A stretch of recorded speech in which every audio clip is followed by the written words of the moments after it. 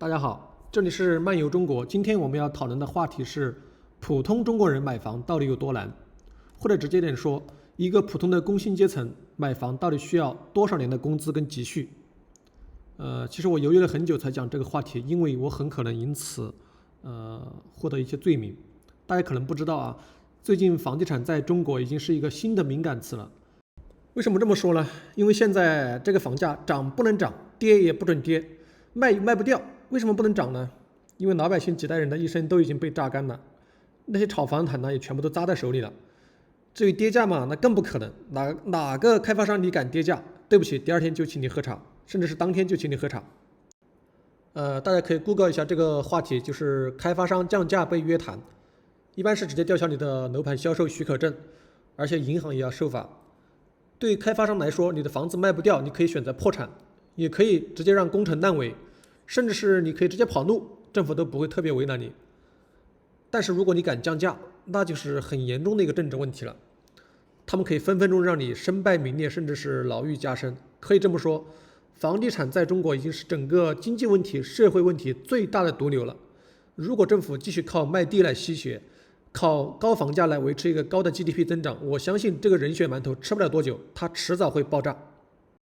我们来看最近发生的一个公交车坠湖案，这在贵州啊，一个20多年驾龄的一个老司机，他之前呢是因为买不起房子，然后住在政府的一个公租房。最近他住的那个公租房呢要棚户区改造，就是拆迁，但是政府只给他补偿7万块钱，所以他没领。同时呢，他在申请一个新的公租房，但是政府没通过。就在7月7号这天上午，他的老房子被强制拆迁，他向政府服务热线投诉，但是没有结果，可谓是叫天天不应，叫地地不灵。52岁了，拿着中国最高级别的一个 A1 驾照，开了20多年的公交车，现在居然无家可归。网上还有一个说法啊，就是他的一个女儿因为强拆自杀了，当然这个说法很快被官方否认了。但是呢，他现在妻离子散，无家可归，老无所依，这确实是千真万确的啊。所以你说他现在活着的意义是什么呢？君不见，为社会底层贫困人口提供的一些公租房、廉租房，经常是豪车出入，收租转卖，这些都是权钱交易，而真正有需求的人，他申请不通过。君不见10个官员9个贪，家家户户几套房，甚至还有罗马的官员名下374套房产，这是什么概念？100多套的就是数不胜数。大家可以看一下啊，这还只是一些罗马的官员，那在任的还有多少？而我们这个勤勤恳恳为城市的公交事业工作了20多年的一个老司机，他52岁的时候家破人亡。所以活着的意义是什么？人间不值得。于是他拉了21个人陪葬。这个案例真的是非常惨痛，但官方后来通报只有一句话带过，因为他公租房申请被拒而报复社会。至于死亡的21个人，他们背后21个家庭，国家有没有补偿，有没有善后，没有报道，也没有下文，更没有人敢去为死去的人抗议。这就是中国。那么回到我们今天的话题，普通中国人买房需要多少年的工资积蓄呢？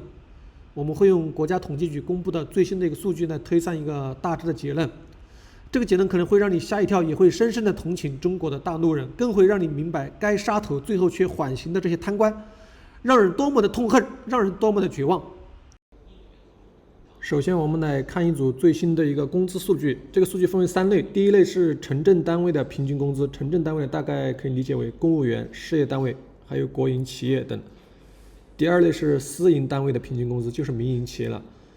第3类就是没有工作单位的农村农民。从2013年开始，农村的平均收入国家已经不再统计了，大抵是这个数据太难看了，所以我们也现在没有这个数据，只能忽略这个群体。然后接下来我们来看一组最新的中国房价的数据。当然这个数据国家是不会直接公布的，但是我们可以通过公布出来的销售面积跟销售额来计算一个平均价格。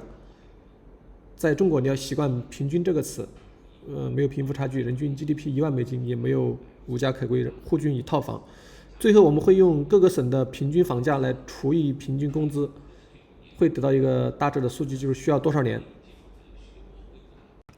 好，最终的数据啊，上海和北京最高，分别需要64年和58年，而且是不吃不喝不生病，小孩不上学，个人和家庭没有任何消费，是没有任何消费。但这可能吗？在中国，一个普通人的工资基本上只够养一个小孩，各种学杂费、培训费，让你头昏眼花。如果没有医保的话，在中国一场疾病就可以让你一个家庭倾家荡产。最后我补充很重要的2点：第一，这个工资数据是政府公布的，现实往往比数据要残酷很多。至少我认识的人，大部分都在拖这个平均工资的后腿。中国的贫富差距已经是无法想象了。第二个，这个数据是平均值，包含了省市县所有房产的平均价格。人口集中的这种大城市，比如说北京、上海，房价基本上是平均价格的2到3倍以上。所以说，如果不生病、不生小孩、不失业、不吃不喝，你可能需要50年到100年才能买得起一套房。如果你想吃肉、想结婚，对不起，只有2条路，要么去抢银行，要么去做公务员，或者你去找一个有钱的爸爸。好，今天我们就到这里，感谢大家的关注和订阅。